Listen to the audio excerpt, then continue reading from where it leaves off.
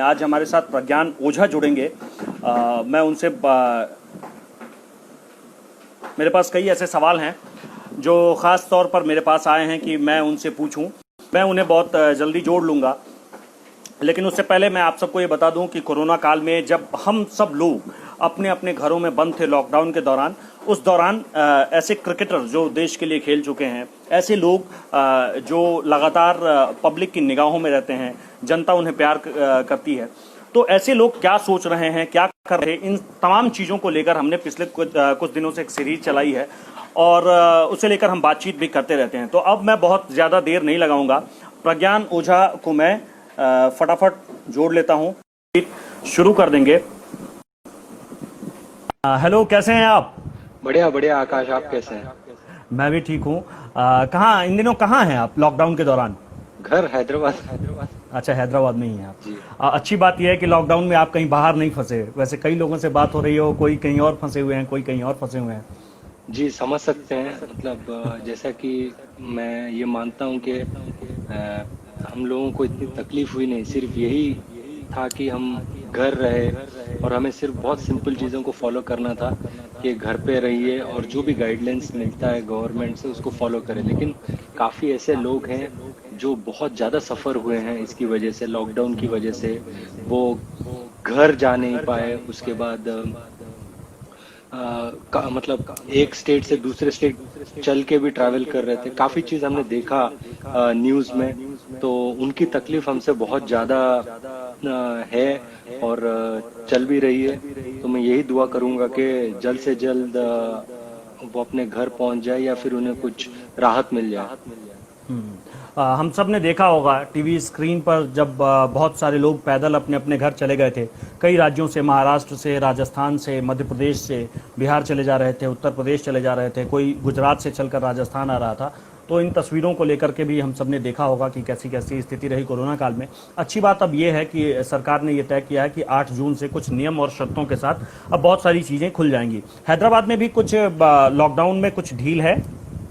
अभी जैसे कि ऑब्वियसली हैदराबाद मतलब काफी बहुत अच्छी तरीके से हैंडल किया गया है। यहाँ पे जो गवर्नमेंट है उन्होंने अच्छे प्रिकॉशंस लिए थे।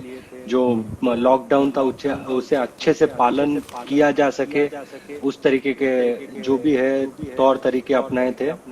तो अभी तो काफी चीजें खुल गई हैं, लगता है कल से और ज्यादा खुल जाएंगी। लेकिन उसका मतलब ये नहीं कि जो कोरोना, जो कोविड वायरस है वो खत्म हो गया है। हमें अभी भी काफी चीज देख समझ के और जो गाइडलाइंस है, जो बेसिक चीजें हैं उनको फॉलो करनी पड़ेगी, जैसे सोशल डिस्टेंसिंग या फिर मास्क पहन के बाहर जाना, या फिर जब भी हम कुछ करते हैं हाथ या बाहर जाते हैं तो हाथ बार बार धोना चाहिए। क्योंकि अभी लॉकडाउन खत्म हुआ है, लेकिन ये जो कोविड वायरस है इसका कुछ इलाज निकला नहीं है। लॉकडाउन खत्म हुआ है, कोरोना वायरस अभी खत्म नहीं हुआ है। जी ठीक है। अब इन सारी बातों के बीच हम क्रिकेट को लेकर आपसे बातचीत करेंगे। क्रिकेट पर बहुत सारे सवाल हैं। जब मैंने स्टोरी डाला कि प्रज्ञान ओझा हमारे साथ जुड़ेंगे तो बहुत सारे सवाल हमारे पास आए हैं। आप जानते होंगे बहुत क्रिकेट के जो प्रशंसक हैं और आपके जो चाहने वाले हैं वो कैसे कैसे सवाल, आप लगातार इंटरव्यू दे रहे हैं तो आप जी इस बात से परिचित होंगे कि किस तरीके से सवालों की बौछार हो जाती है। मैं प्रज्ञान ओझा से सबसे पहले ये जानना चाहता हूँ कि आपने जितने दिन आप क्रिकेट में रहे, जितने दिन आपने टीम इंडिया के लिए खेला, आपको सबसे बेहतर वक्त कौन सा लगा? जो एक दौर था आपके क्रिकेट काल में, वो सबसे बेहतर दौर कौन सा था? देखिए, बहुत ही सिंपल है। जब भी आप कंट्री के लिए खेलते हैं, एक मैच हो, 2 मैच हो, या फिर वो टीम बस में आप सफर कर रहे हैं, वो सबसे अच्छा दौर होता है आपके लिए, क्योंकि आप देश को रिप्रेजेंट करते हैं और उससे बड़ी बात कुछ हो नहीं सकती। एज अ पर्सन आप अपने देश के लिए कुछ कर रहे हैं, उसको रिप्रेजेंट कर रहे हैं। जब आप वो लोगो पहन के ट्रैवल करते हैं या कुछ भी करते हैं टीम के साथ, वो स्पेशल मोमेंट होता है। वो नीली जर्सी जो है वो सबसे ज्यादा खास है। बिल्कुल बिल्कुल। आपके पूरे क्रिकेट करियर में सबसे मजेदार मैच? सबसे मजेदार मैच वो मोहाली वाला होगा जो सबको पता है, सब जानते हैं। हाँ। एज अ बॉलर तो मैंने मतलब भगवान की दया से काफी मैचेस जिताए हैं, लेकिन एज अ बैट्समैन मुझे वो मैच जिताने का मौका मिला। और जो मेरे बड़े भाई जैसे हैं वीवीएस लक्ष्मण, उनके साथ मिलकर मैच जिताने का एक मौका मिला, तो उससे बड़ी बात कुछ नहीं हो सकती। तो वो आपसे नाराज क्यों हो गए थे? वो आपने नाराज नहीं जिक्र जब हुए थे। करी दिया। देखिए, हाँ। ऐसा होता है ना, जब हम एक चीज को बाहर से देखते हैं तो वो एक अलग तरीके का लगता है, लेकिन अगर आप दूसरी तरफ जाके देखेंगे तो वो कुछ अलग ही था। वो उन्होंने जिस तरीके की बल्लेबाजी की थी ईशांत शर्मा के साथ, उसके बाद मैं बल्लेबाजी करने आया, वो यही चाहते थे कि हम मैच वहां से ना हारे, क्योंकि बहुत अच्छा एफर्ट लगाया था दोनों ने। और जब कंट्री की बात आती है तो ये सब जो लड़ाई झगड़े या फिर मिसअंडरस्टैंडिंग, ये सब छोटे हो जाते हैं। सबसे बड़ा वो हो जाता है कि आपको टीम को जिताना है और कंट्री के लिए मैच जीतना है, वो इम्पोर्टेंट हो जाता है। तो मैंने जैसे कि कहा बार बार के लक्ष्मण में बड़े भाई जैसे हैं, तो वो एक लाजमी रीजन के लिए उन्होंने मेरे ऊपर अपसेट हुए थे। ऐसा कुछ था नहीं कि कुछ कुछ और चीज के लिए हुए थे। मैं भी वेलकम करता हूँ ये चीज को, क्योंकि मैं भी मानता हूं कि अगर मैं अपने टीम के लिए 10 बार गाली सुनूंगा तो मुझे कोई फर्क नहीं पड़ता। सबसे इम्पोर्टेंट होता है टीम जीतना। हाँ, हाँ, ये तो है। टीम सबसे बड़ी बात होती है। तो उसके बाद कोई बात हुई होगी ड्रेसिंग रूम में, कुछ आपको लगा हो, उनसे कोई बातचीत हुई बिल्कुल नहीं, होगी उस हम मैच के बाद? मुझे लक्ष्मण भाई बचपन से जानते हैं, मुझे देखे हैं वो बड़ा होते हुए खेलते खेलते। तो वो सेम स्टेट से खेलते हैं, उन्होंने मुझे देखा हुआ है, तो वो अंडरस्टैंडिंग अपने आप हो जाती है, ज्यादा कुछ एक्सप्लेनेशन देने की जरूरत नहीं है उसमें।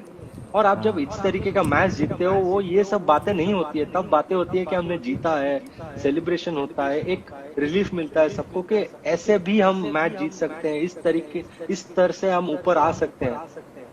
हाँ, उस मैच को पूरे हिंदुस्तान ने याद रखा है। और जब कभी भी एक ऐतिहासिक जीत की बात होगी तो वो फुटेज अभी भी हर किसी की आंखों में, खास करके जो क्रिकेट के शौकीन लोग हैं, प्रशंसक हैं क्रिकेट के, उनकी आंखों में वो जो फुटेज है, वो फुटेज हमेशा मुझे लगता है कि बना ही रहेगा। एक आपके बॉलिंग एक्शन को लेकर के बहुत सवाल उठे थे।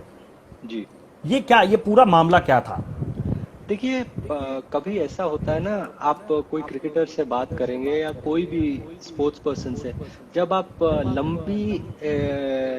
लंबे देर तक आप क्रिकेट खेलते हैं या कोई भी चीज करते रहते हैं, उसमें थोड़ी सी मॉडिफिकेशन हो जाती है, जो कभी कभी आप खुद करते हैं और कभी कभी वो डेवलपमेंट हो जाती है जो नहीं होनी चाहिए। तो वो डेवलपमेंट हो गई थी, तो मैं वापस गया, उसको ठीक किया। फिर लगभग 22 दिन में वापस आया, सेम सीजन में मैं वापस आके फिर रणजी ट्रॉफी खेला हूँ। तो ये मैं श्रेय देना चाहूंगा जिन्होंने मेरे साथ काम किया, जिन्होंने मेरे ऊपर भरोसा दिखाया। मेरे दोस्त जो मेरे साथ बचपन से खेलते, अमोल शिंदे और अल्फ्रेड अब्सोलम, ये लोग मेरे साथ खड़े रहे। तो हम लोग इस चीजों पे काम कर धीरे धीरे काम शुरू किया कि कौन से एंगल में बॉलिंग करना है, बॉडी का अलाइनमेंट कैसे रहना है। तो इसको मैं मानता हूँ, ऐसा होता है ना कि जैसे अगर किसी को कोई बॉलिंग एक्शन के ऊपर कुछ हो गया तो उसको लोग अलग तरीके से देखते हैं, ऐसा नहीं होता है। मुझे लक्ष्मण भाई ने एक बहुत अच्छी बात कही थी कि ये जो होता है ये इंजरी की तरह होता है। जब आप इंजर्ड होते हैं तो आप जाते हैं, रिहैब करते हैं, अपने आप को स्ट्रेंथन करते हैं, वापस आते हैं, खेलते हैं। ये भी ऐसे ही होता है, जब ऐसा कुछ होता है तो आप इसको इंजरी की तरह ट्रीट कीजिए, वापस जाइए, अपने एक्शन पे काम कीजिए, फिर वापस आके फिर अपना परफॉर्मेंस दीजिए। आपने ऑस्ट्रेलिया के खिलाफ जो शानदार जीत हुई उसकी बात हो गई, बॉलिंग एक्शन को लेकर के बातचीत हो गई। जो मैच आपका आखिरी मैच था, उस मैच में आपने शानदार प्रदर्शन किया था। सचिन तेंदुलकर का भी वो आखिरी मैच था हिंदुस्तान, और कई सारे सवाल इससे जुड़े हुए मेरे पास आए हुए हैं। और हिंदुस्तान को वो मैच जो है वो पूरे हिंदुस्तान को याद है। सचिन तेंदुलकर बताते हैं कि उसके बाद ड्रेसिंग रूम नहीं गए थे। क्या वो वहीं से वापस चले गए थे, मैदान से ही चले गए थे, या फिर अपने किट वगैरह लेने आए थे? नहीं, उन्होंने, मुझे नहीं लगता ऐसा कभी कहा ड्रेसिंग रूम नहीं गए थे। वो जब नहीं, ये उन्होंने नहीं कहा, ऐसी हाँ, बातें आई थी। मैं ये नहीं कह रहा हूँ कि उन्होंने कोट किया था। नहीं, ऐसा नहीं था। वो ड्रेसिंग रूम जब आ रहे थे तो उन्होंने उनको विराट ने कहा कि पाजी, मुझे, उन्होंने ऐसा एक कहा कि आप अगर ग्राउंड एक बार आखिरी बार जा सकते हैं तो अच्छा रहेगा। तो पाजी फिर वापस गए थे ग्राउंड को, ऐसा कुछ हुआ था, लेकिन वापस वो ड्रेसिंग रूम में ही आए थे। अच्छा, तो और मतलब जब ड्रेसिंग विराट नहीं नहीं कोहली के कहने विराट पे वो कोहली के वापस में। नहीं नहीं नहीं विराट कोहली के कहने पर नहीं, जब पाजी वापस आ रहे थे तो वो आखिरी बार वापस आ रहे थे, इंटरनेशनल क्रिकेट आखिरी बार उनका था। तो विराट ने उन्हें कहा कि पाजी अगर आप जा सकते हैं ग्राउंड विकेट के पास जहां पे आपने इतना रन बनाया, आपका होम ग्राउंड है, तो ऐसे ही उसने कह दिया तो पाजी को लगा हाँ शायद वहां जाना चाहिए, जो ग्राउंड ने मुझे इतना कुछ दिया है, तो वहां पे जाके आखिरी बार एक बार उनको टच करके उनका आशीर्वाद लेके वापस आऊं। तो पाजी फिर गए, ग्राउंड को टच किया, वापस आते आते इमोशनल हो गए। तो जब ड्रेसिंग रूम में आए तो वो थोड़ी देर अकेले बैठे थे, उनके पास कोई गया नहीं, इसलिए क्योंकि वो एक अलग माइंडसेट में थे, तो उन्हें डिस्टर्ब करना अच्छा नहीं होता है। लेकिन ऐसा कुछ भी नहीं है कि वो ग्राउंड से ही चले गए, वापस ड्रेसिंग रूम में नहीं आए। वो ड्रेसिंग रूम में आए, वापस हमारे साथ होटल गए, फिर उसके बाद घर गए थे वो। कुछ दिन पहले मैं एक आपका इंटरव्यू मैंने देखा, आपने कहीं कहा कि जो सेलेक्टर्स होते हैं, जो चयनकर्ता होते हैं, वो कुछ बताते ही नहीं है। आपने इसे लेकर के एक बयान दिया था। ये क्या सेलेक्टर्स ये देखिए नहीं बताते हैं कि आप वापस कैसे टीम में आ पाएंगे? नहीं नहीं ऐसा नहीं होता है। देखिए मैं बाकियों के बारे में तो नहीं जानता, लेकिन मुझे कम्युनिकेट किया नहीं गया था कि क्या रीजन है, क्या है। जब मैं वो लास्ट मैच के बाद साउथ अफ्रीका गए थे, साउथ अफ्रीका के बाद मैं टीम में नहीं था, फिर टीम वहीं से न्यूजीलैंड गई थी, मैं घर वापस आया था। तो मुझे कम्युनिकेशन क्लियर नहीं था कि क्या हुआ था, क्या नहीं हुआ था और क्या करना चाहिए मुझे। तो मैं उसके बारे में बात कर सकता हूँ, लेकिन बाकी प्लेयरों के साथ क्या कम्युनिकेशन हुआ, क्या नहीं हुआ, उसके बारे में मैं कहना गलत हो जाएगा। लेकिन जहां तक मेरी बात है तो वो कम्युनिकेशन था नहीं। क्या मतलब आपको कुछ बताया नहीं गया? आप ऐसा कुछ कहना चाह रहे हैं कि बताया नहीं गया या फिर आपसे कम्युनिकेट नहीं किया गया? एग्जैक्टली कम्युनिकेट नहीं किया गया, मतलब वही होता है ना कि कुछ कहा भी नहीं गया था कि आगे क्या करना है, कैसे करना है। अब हम आईपीएल को लेकर के बातचीत करते हैं। मुंबई इंडियंस और डेक्कन चार्जर्स, इस दोनों में बेहतर कौन सी टीम लगी आपको? देखिए ये एक सवाल है जो बहुत डिफिकल्ट है, क्योंकि आप कभी भी एक टीम के लिए खेलते हैं तो आप अपनी जी जान दिल लगा देते हैं, वो इमोशनल होते हैं, उसके साथ आपके बहुत सारे मेमोरीज होते हैं, तो आप उसको अलग अलग नहीं कर सकते हैं। दोनों टीमें मेरे लिए बहुत ही स्पेशल।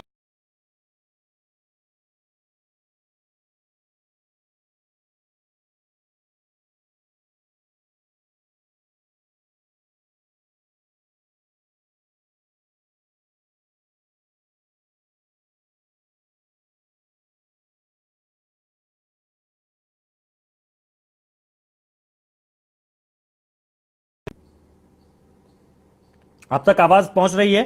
हाँ हाँ पहुंच रही है, अब तक बिल्कुल। आवाज पहुंच रही है? हाँ हाँ। Hello Akash. Hello Akash. Hello hello. Hello हाँ हाँ। हेलो।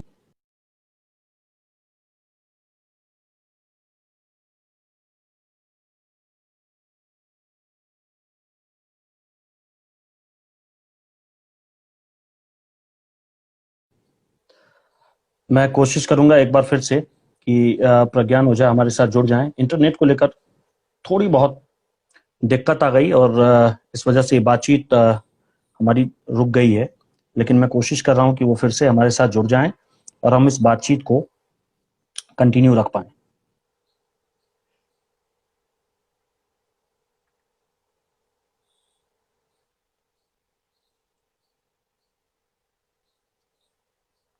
मैं कोशिश कर रहा हूं कि ठीक है अभी। आवाज आ रही है आपको प्रज्ञान भाई? हाँ हाँ हाँ हाँ हाँ हाँ हाँ हाँ। हाँ, आप अपनी बात पूरी करिए। वो इंटरनेट की वजह से मुझे लगता है बातचीत अधूरी रह गई। आप अपनी बात पूरी कर दीजिए। जी जी जी।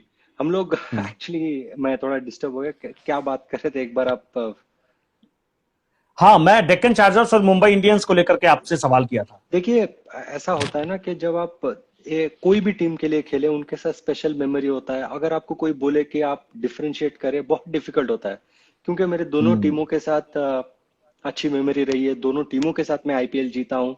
तो हम्म बहुत डिफिकल्ट होता है, आप ऐसे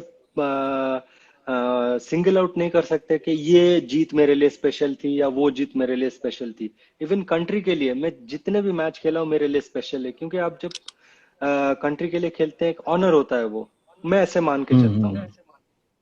हम्म ठीक है। एक सवाल ये है कि अगर आईपीएल में किसी भी टीम की अगर ऐतिहासिक कमबैक की हम बात करें तो वो डेक्कन चार्जर्स की है।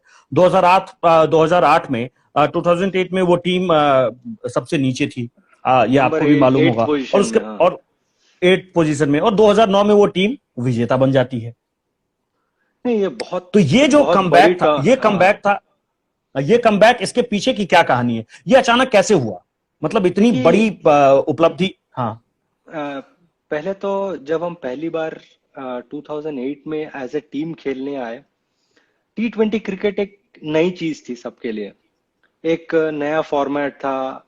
लोगों को समझ नहीं थी इतनी कि ये किस तरीके से खेला जाता है, और कब आपको अपना क्रिकेट जो गेयर है उसको कब बदला जा सके, या फिर कब कैसे डोमिनेट किया जा सके, या गेम को कहाँ बदला जा सके। तो हम्म उसमें थोड़ा सा सबको दिक्कत हुआ। लेकिन जब आप हम्म जैसे जैसे आईपीएल चलता चला गया, आप देखेंगे क्रिकेट एक आईपीएल T20 क्रिकेट एक अलग स्तर पे पहुंच गया है अभी। अ, तो बिल्कुल सहमत हूं 2009 मैं। में मुझे लगता है कि जब गिल्ली ने कप्तानी संभाली, तो उन्होंने बहुत कुछ चेंजेस किए धीरे धीरे, टीम बॉन्डिंग किया। मुझे लगता है सबसे इम्पोर्टेंट ये होता है कि आप जब एक टीम में खेलते हैं तो एक साथ अ, अ, आपको एक साथ मिलके खेलना पड़ता है, एक दूसरे की कमजोरी स्ट्रेंथ सब पता होनी चाहिए। तो ये चीज एक टीम बॉन्डिंग बनी जब हम साउथ अफ्रीका गए। वहां पे हम्म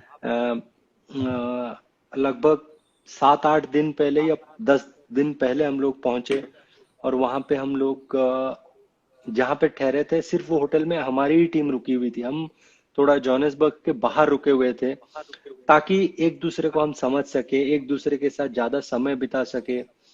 तो हाँ। टीम बॉन्डिंग सेशन बहुत चलने लगे। तो इससे क्या होता है, फिर आप एक दूसरे के साथ घुल मिलने लगते हो, फिर उसके साथ एक दूसरे के साथ एक बॉन्डिंग शुरू होती है। फिर तब आप जब ग्राउंड में उतरते हो तो वो नजर आता है, जब आप एक दूसरे को बेहतर जानते हो तो साथ में खेलने का फिर वो बिल्कुल एक्सपीरियंस अलग हो जाता है।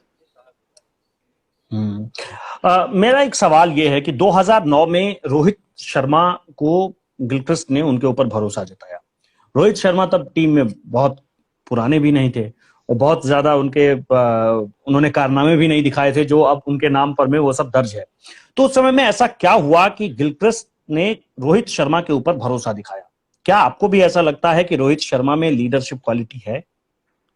देखिए, पहली बात तो रोहित मुझे लगता है 2007 से वो एक एस्टेब्लिश प्लेयर बन गए थे, क्योंकि हिंदुस्तान हाँ, के लिए मतलब खेल दो रहे साल थे। ही हुए और थे, मैं यही कह रहा था। हाँ, 2 साल ही देखिए हुए थे। देखिए मैं आ रहा हूँ आपके पॉइंट पे, मैं समझ रहा हूँ। वो जिस तरीके से खेल रहे थे, मिडिल ऑर्डर में खेल रहे थे, और मिडिल ऑर्डर में आप जब लिमिटेड ओवर फॉर्मेट खेलते हैं तब इतना इजी नहीं होता है कि आप नए नए आए हैं और आप शतक जड़ दें या फिर अर्धशतक जड़ दें।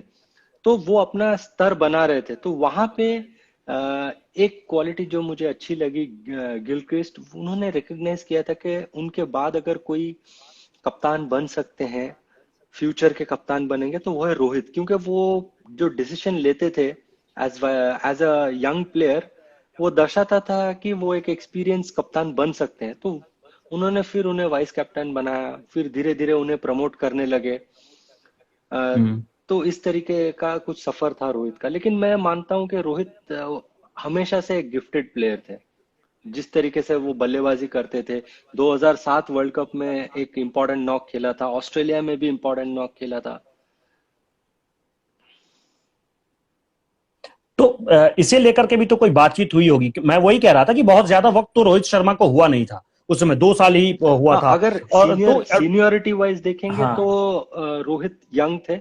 लेकिन हम्म उनके डिसीजन मेकिंग, कैपेबिलिटी, ये सब देखने के बाद शायद मैनेजमेंट को और गिली को ऐसा लगा कि रोहित नेक्स्ट कप्तान बन सकते हैं।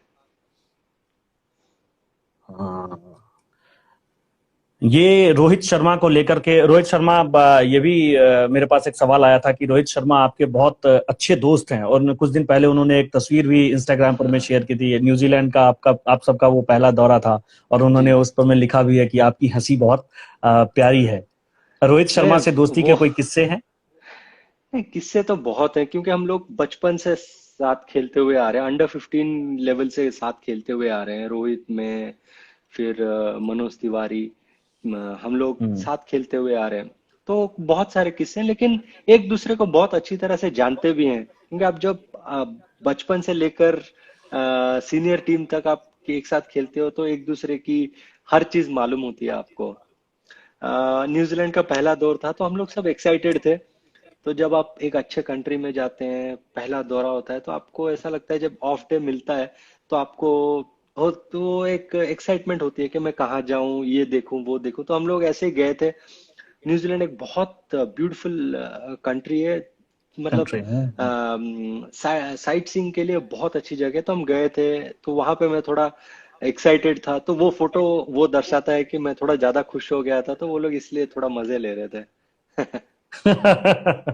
हाँ, उन्होंने लिखा भी है कि आपकी हंसी जो है वो बहुत प्यारी है। तो नहीं, ये तो आपकी और दोस्तों में रोहित चलती शर्मा, रहती है। हाँ, आपकी और रोहित शर्मा की दोस्ती के कोई ऐसे किस्से हैं? किससे, जैसे काफी, जैसे 2009 में हम लोग आईपीएल जीते, फिर मुंबई इंडियंस के लिए जीते। उसके बाद मतलब मुझे लगता हम्म। है कि काफी सारे लोग ऐसा कहते थे कि मतलब आप जीतने के बाद अपने सेलिब्रेट कीजिए, लेकिन देख संभल के। लेकिन मुझे लगता है, जब आप एक ऐसा टूर्नामेंट जीतते हैं, तो फिर थोड़ा सेलिब्रेशन भी यादगार होना चाहिए। तो हम काफी सारे मजे किए हैं, काफी सारे टाइम पास किए हैं, जैसे दोस्त करते हैं यंग डेज में। आप कॉलेज में किए होंगे, हम हमारा प्रोफेशन अलग है, हम यहाँ पे अ, किए हैं। तो हर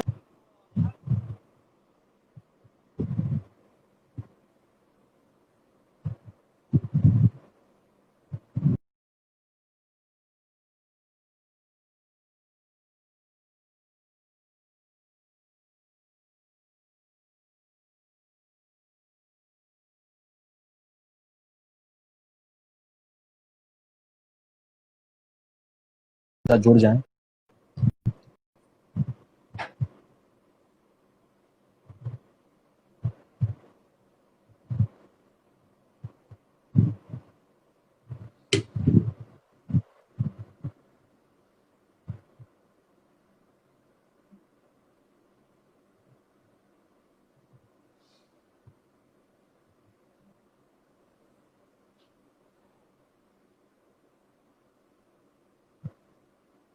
मैं कोशिश कर रहा हूँ कि फिर से मैं,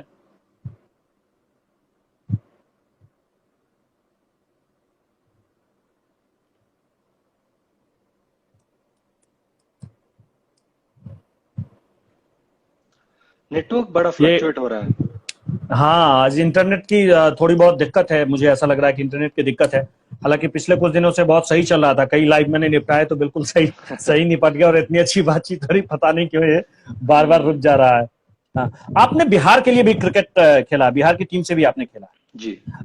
मुझे आपसे एक सवाल ये है कि बिहार की टीम को कैसे बेहतर किया जा सकता है?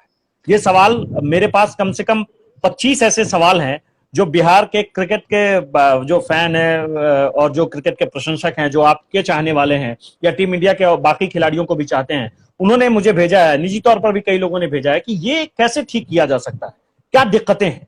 देखिए, पहली बात तो हमें ये समझना पड़ेगा, जब आप एक कंपटीशन में जाते हैं, या आप 18 साल के बाद एक कंपटीशन में आपको लाया जाता है, तो आपको समझना पड़ेगा कि आपका जो क्रिकेट स्किल्स है, और जो 18 साल से जो टीम में खेल रही हैं, उनसे बेहतर होने के लिए आपको ज्यादा मेहनत करनी पड़ेगी। और आपका हम्म। प्रेजेंट सिचुएशन कैसा है, हम्म। तो हम्म। तभी आप उन पे काम कर सकते हैं। क्योंकि अगर आप सोचेंगे कि आप एक इतने लंबे गैप के बाद आप आ रहे हैं रणजी ट्रॉफी कंपटीशन में और आप सोचेंगे कि हम चैंपियन बन जाएंगे, तो वो गलत सोच है। तो मैं जब बिहार को लीड कर रहा था, मैंने उन्हें यही समझाया कि मैं कहा धीरे धीरे हमें आगे बढ़ना है, हमें अभी ट्रॉफी के बारे में नहीं सोचना है, हमें अभी जो अच्छे टीम है उनके साथ कंपटीशन कैसे करना है, उनके स्तर पे कैसे आना है, उसके बारे में सोचना है। तो वो आप कब पहुंचेंगे, जब आप ऑफ सीजन में प्रैक्टिस करेंगे। जो एक चैंपियन टीम जितनी मेहनत कर रही है उससे डबल मेहनत हमें करनी पड़ेगी, क्योंकि हमें उनके स्तर तक पहुंचना है पहले। जब उनके लेवल में हम पहुंचेंगे उसके बाद ही हम उनके साथ कंपटीशन कर सकते हैं। तो मुझे लगता है कि पहले हमें जो भी जितने भी टीम है डोमेस्टिक सर्किट में, हमें उनके साथ पहले उनके साथ कंधे से कंधा मिला के खड़ा होना पड़ेगा, उसके बाद हम आगे बढ़ने की सोचेंगे।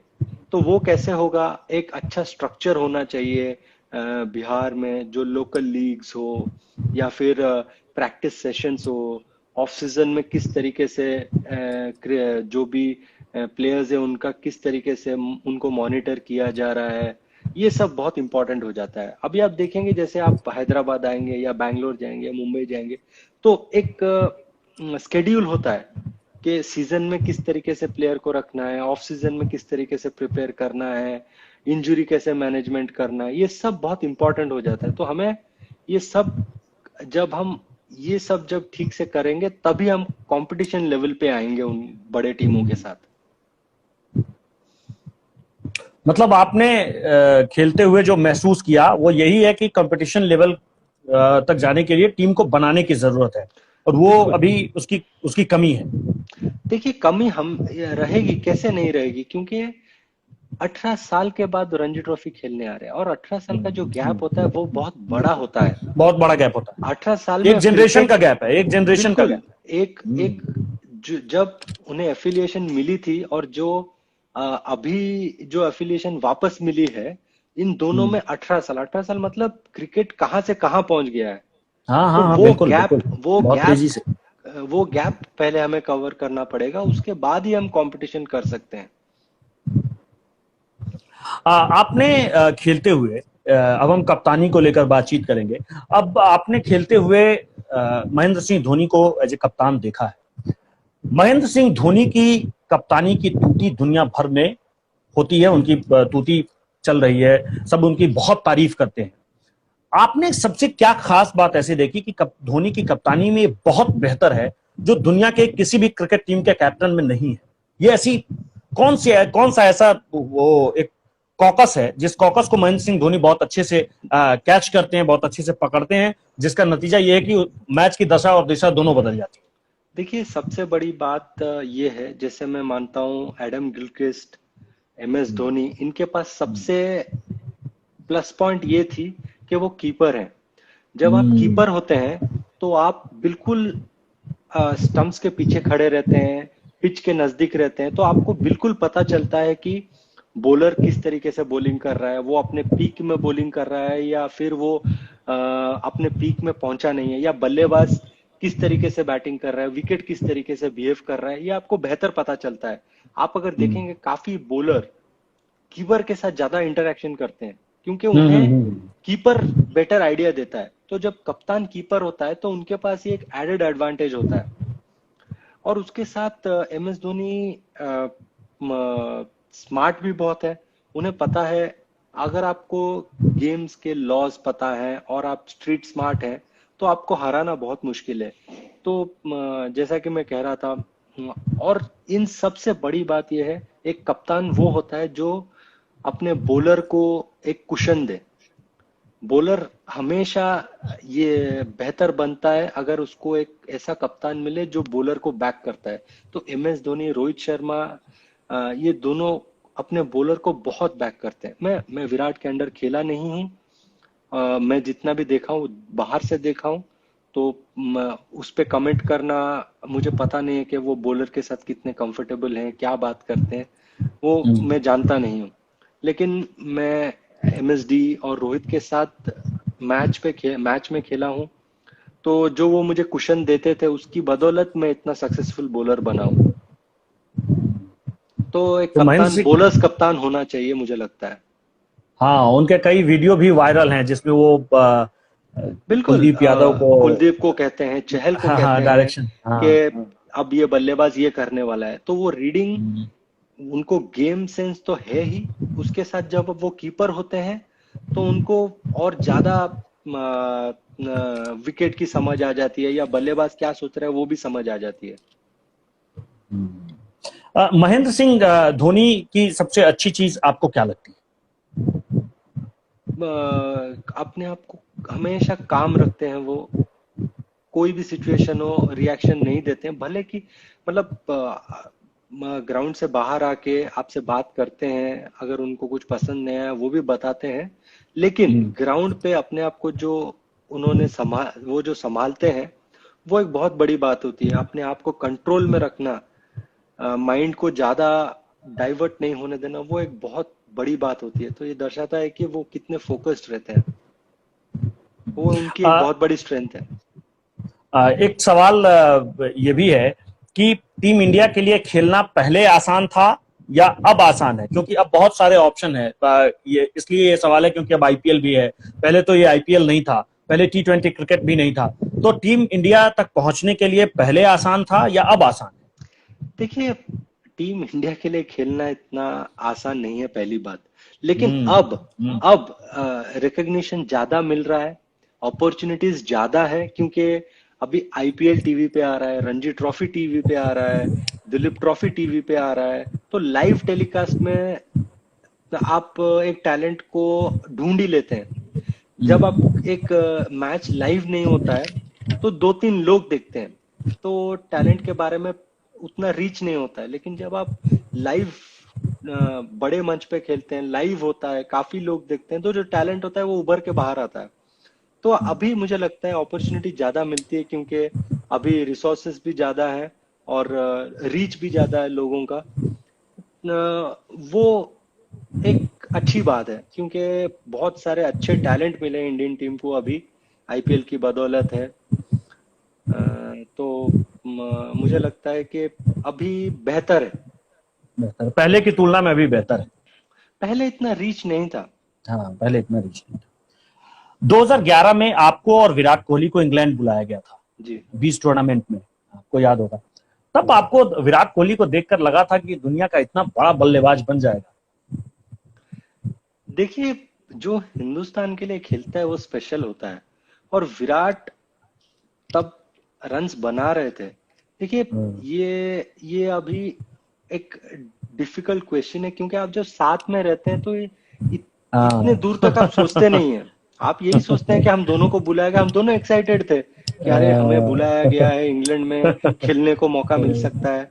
वो एक नॉर्मल वो थॉट भी टफ प्रोसेस है। सिचुएशन, टीम इंडिया के लिए भी टफ सिचुएशन था वो, जी बिल्कुल, लगातार आप मैच। आप हाँ आप हमेशा आपके दिमाग में यही रहता है कि अरे भाई हमें बुलाया गया है, हमें अभी अच्छा करना है, मौका मिला तो अच्छा करना है, चांस मिलेगा तो हमें परफॉर्म करना है, टीम में अपना स्तर बनाना है। लेकिन ऐसा आप नहीं सोचते कि अच्छा ये चलो ये 100 सेंचुरी बनाएगा, ये 800 विकेट लेगा, ऐसा नहीं सोचते। आप ये सोचते हैं कि मुझे धीरे धीरे टीम में आना है, टीम में आके मुझे मैचेस जिताने हैं। और मैं पर्सनली बिलीव करता हूँ, आप अगर मैचेस जिताते रहेंगे अपने टीम को, तभी आपका स्तर ऊपर बढ़ेगा। इंडिविजुअल परफॉर्मेंस है, उसको हाईलाइट किया जाता है, लेकिन वो तभी स्पेशल होते हैं जब टीम जीतती है। अभी कोरोना वायरस को लेकर के आईसीसी ने नियम बनाया है कि गेंद पर अब आप जो है वो सलाइवा नहीं लगा लार या सकते। थूक, हाँ सलाइवा नहीं लगा सकते हैं। तो एज ए गेंदबाज आपको लगता है कि ये अब बहुत ज्यादा दिक्कतें होने वाली है, ऐसा आपको लगता है? देखिए, सलाइवा एक बहुत इंपॉर्टेंट पार्ट है बॉलर के लाइफ में। बॉल को शाइन करना, मेंटेन करना, ये क्योंकि इससे स्विंग भी मिलती है, कभी कभी रिवर्स स्विंग भी होती है आप जब बॉल मेंटेन करते हैं, और स्पिनर के लिए बॉल ड्रिफ्ट भी होती है। तो अगर एक साइड ठीक से शाइन नहीं हुआ तो फिर दिक्कतें पैदा हो सकती हैं बॉलरों के लिए। प्रज्ञान भाई, आपका मैं बहुत ज्यादा वक्त नहीं लूंगा, आपने मुझे वक्त दिया, इसके लिए मैं आपका शुक्रिया अदा करना चाहता हूं। अरे और एनी इस टाइम। व्यस्त समय में भी आपने अपना समय निकाला है। क्या अभी भी आप क्रिकेट को लेकर प्रैक्टिस वगैरह करते रहते हैं? अभी तो नहीं, जैसे थोड़ा लॉकडाउन वगैरह सब नॉर्मल हो जाएगा तो देखते हैं, क्योंकि अभी घर पे मेरा बेटा 9 महीने का है और मम्मी हाँ भी रहती हैं, तो मैं हाँ चांस नहीं ले सकता, क्योंकि जैसे कि गाइडलाइंस बार बार दिया जा रहा है कि जो लोग 65 साल के ऊपर हैं या फिर 10 साल की दस उम्र साल से से नीचे नीचे हैं, तो उनके लिए दिक्कतें हो दिक्कतें सकती ज्यादा हैं, है। तो हमें ज्यादा केयरफुल रहना पड़ रहा है। तो अ, देखते हैं। ठीक है। बहुत शुक्रिया आपका हमारे साथ जुड़ने के लिए। आपने सवालों के जवाब भी दिए, आपने अपना वक्त भी दिया। हम फिर से आगे बातचीत करेंगे। बहुत बहुत शुक्रिया आपका। Thank you, thank you. Bye.